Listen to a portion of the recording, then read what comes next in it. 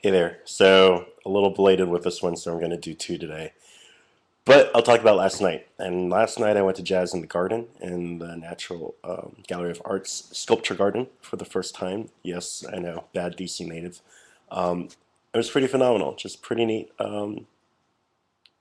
Pictures of sangria.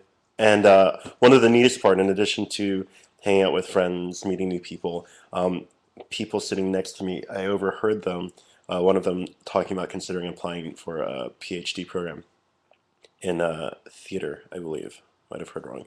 Anyway, then they started talking about University of Maryland, which is where I did my undergrad, and I just excused myself, butted in the conversation. I was like, "You should go. They've got a great department, great facilities, and their alum do a lot of great work all over the area, and great faculty too. It's kind of a given, but I wanted to make sure. Anyway, so I don't know, it's just one of those very. And then the other guy, he's getting ready to retire, has a multi-acre part of piece of land with a house in West Virginia, and wants to do a kind of like tradition, heritage, cultural arts kind of anything for.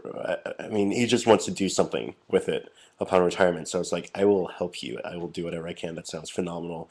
That sounds really cool. And then I even mentioned some of the Maryland Traditions artists who are working with the Class X arts, particularly Daryl Davis, Phil Wiggins. He was like, yeah, I've done workshops with those guys, or one of them at least. Um, so it's just neat. It's just, DC's definitely like a happening place to be for the arts. And it's always reaffirming when moments like that happen. And it's like, especially nowadays, it's all about connections and making the most of our resources together and helping each other out to make sure that we're doing what we can for ourselves and each other and our community. So, I don't know. I just thought that was pretty neat. And with that, until later.